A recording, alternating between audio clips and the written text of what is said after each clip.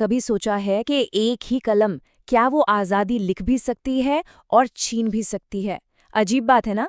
पर ब्रिटिश राज में बिल्कुल ऐसा ही हुआ था।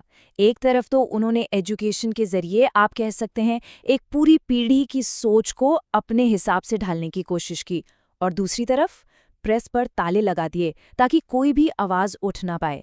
तो चलिए आज इसी कहानी को समझते हैं, कलम के इन दो मोर्चों की कहानी। तो सवाल यही उठता है, और ये बहुत बड़ा सवाल है, कि अंग्रेज आखिर चाहते क्या थे? क्या उनका मकसद ऐसे भारतीय बनाना था जो सोच से, दिल से एकदम ब्रिटिश हो? या फिर अनजाने में उन्होंने खुद ही उस चिंगारी को हवा दे दी जिससे आगे चलकर एक आज़ाद मुल्क का सपना देखा गया? ये एक पहेली है जिसका जवाब हमें इतिहास में ही मिलेगा। तो कहानी का पहला मोर्चा वो था शिक्षा। अब ये जो दस्तावेज हम देख रहे हैं ना, ये सिर्फ कागज के टुकड़े नहीं है। ये एक बहुत बड़ी, बहुत सोची समझी योजना का ब्लूप्रिंट है। और योजना क्या थी? ऐसी एजुकेशन देना जो भारतीयों को अंग्रेजी शासन के लिए तैयार करे, मतलब उन्हें क्लर्क बना दे, छोटे मोटे अधिकारी बना दे।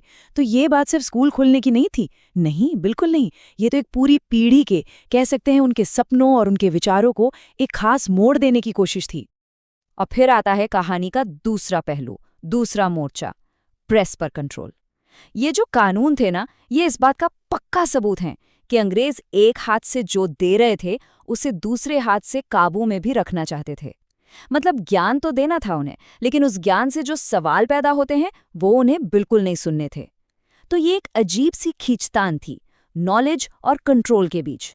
तो चलिए सबसे पहले जरा एजुकेशन की कहानी में थोड़ा और गहराई से उतरते हैं। सवाल ये है कि आखिर अंग्रेजों ने भारत की जो सदियों पुरानी शिक्षा की व्यवस्था थी उसे बदलकर एक बिल्कुल नई व्यवस्था क्यों और कैसे लागू की? अच्छा, तो यहाँ एक नज़र डालते हैं कि लगभग 90 सालों के अंदर एजुकेशन पॉलिसीज कैसे बदली। ये सफ़र शुरू होता है 1854 के वुड्स डिस्पैच से, जिसे भारत में अंग्रेजी शिक्षा का मैग्ना कार्टा भी कहते हैं, और ये जाता है 1944 की सार्जेंट योजना तक। हर एक पॉलिसी अपने साथ एक नया आइडिया, एक नई डायरेक्शन लेकर आई, और ये वाकई एक बहुत लंबा सफ़र था जिसने भारत के भविष्य को हमेशा हमेशा के लिए बदल दिया। तो ये जो वुड्स डिस्पैच था ना, इसे आप एक तरह से मॉडर्न इंडियन एजुकेशन की नींव का पत्थर मान सकते हैं। देखिए, इससे पहले सब कुछ बहुत अनऑर्गेनाइज था, बिखरा हुआ था, लेकिन इस एक डॉक्यूमेंट ने पहली बार गांव के एक छोटे से प्राइमरी स्कूल से लेकर बड़े शहरों की बड़ी बड़ी यूनिवर्सिटीज तक एक पूरे सिस्टम का ढांचा तैयार किया। उस जमाने के हिसाब से एक रेवोल्यूशनरी कदम था, इसमें कोई शक नहीं।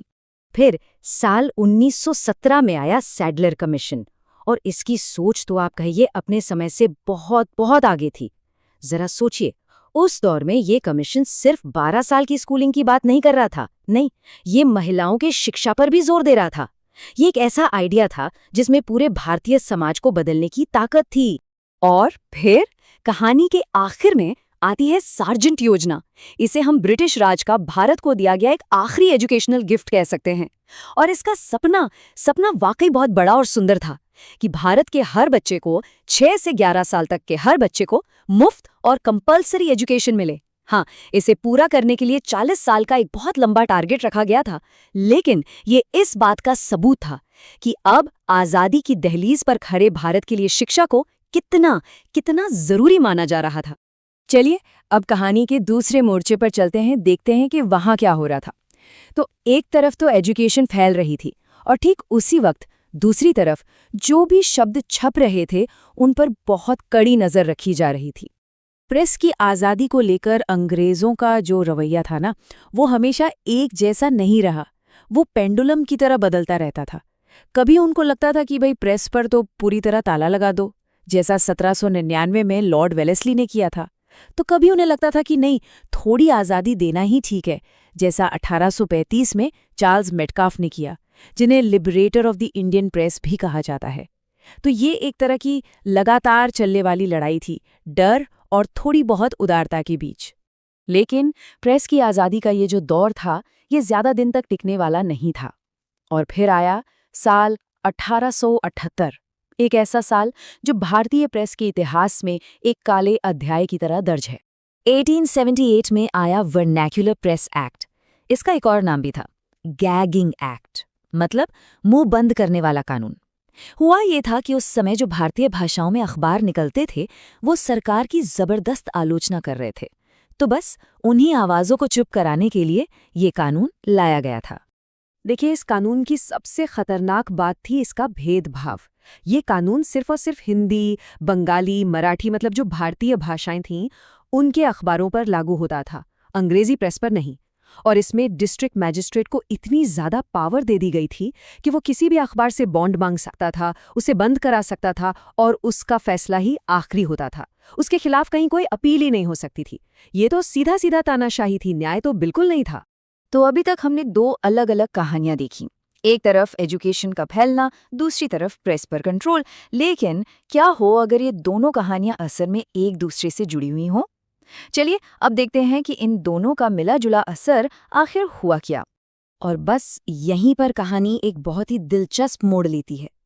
देखिए, अंग्रेजी शिक्षा ने आज़ादी और राष्ट्रवाद के जिन विचारों के बीज बोए थे ना, प्रेस ने उन्हें पूरे देश में फैलाने के लिए एक तरह से खाद और पानी का काम किया। मतलब जिन आइडियाज़ के बारे में अंग्रेज अपनी ही किताबों में पढ़ा रहे थे, लिबर्टी, इक्वालिटी, वही आइडियाज़ अब अखबारों के जरिए उनके ही राज के खिलाफ एक हथियार बन रहे थे। कमाल है ना? और सच पूछिए तो यही इस पूरी कहानी का निचोड़ है। अंग्रेज़ों ने जिन दो चीज़ों को, यानी एजुकेशन और प्रेस को, कंट्रोल करने का औजार बनाया था, विडंबना देखिए, वही दो चीज़ें इंडियन नेशनलिज्म के लिए सबसे ताकतवर हथियार बन गई। ये वाकई इतिहास की सबसे बड़ी आयरनीज में से एक है। तो आखिर में हम घूम फिरकर उसी सवाल पर वापस आते हैं कि ये जो नीतियां थीं, ये भारत के लिए बुनियाद थी या बेड़ियां? क्या इन्होंने हमें मॉडर्न दुनिया के लिए तैयार किया या फिर हमें गुलाम बनाए रखने की एक कोशिश थी? शायद सच ये है कि ये दोनों थीं।